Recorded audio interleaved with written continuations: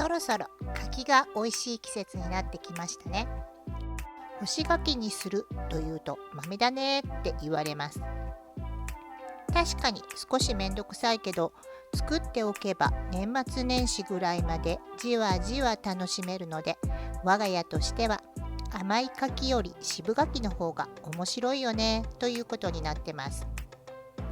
では今年は干し柿作るぞと思っている方のために、干し柿の作り方をご紹介します。まずこのように枝を残して収穫してください。この枝すごく大事です。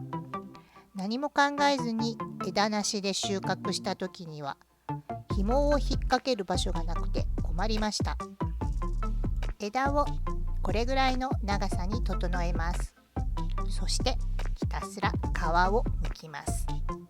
気づけばこれぐらいの量で3時間ぐらい経ってました。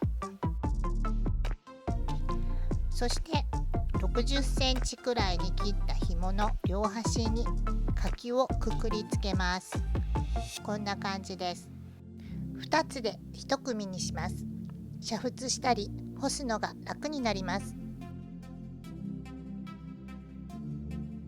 それからお湯を沸騰させて柿を5秒間つけて煮沸消毒します。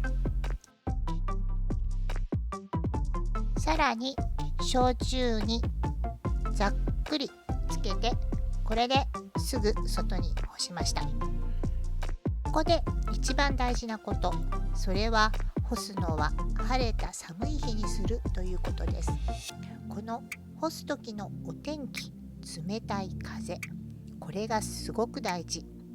ある年、雨模様のぐずつく天気が続く暖かい日に干し始めたら、干した柿にカビが生えました。こうなるとすごく大変。煮沸消毒や焼酎とかをまぶしていたけどカビが生えました。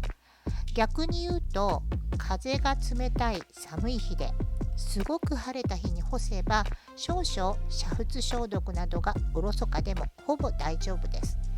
梅干しもそうですけど、この晴れた日を選んで干すということが一番大事です。雨の当たらない軒下に柿同士がぶつからないように工夫して干してください。私はいつも干しっぱなしで揉むという作業はしたことがないのですが、時々揉んでやると 2,3 週間で中が柔らかい干し柿が出来上がるそうです。私は揉まずに様子を見ながら、変化を楽しみながらちょこちょこと取り入れて食べていってます。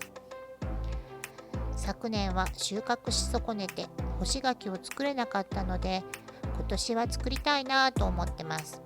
たくさん収穫できるといいな。最後までご視聴いただきありがとうございました。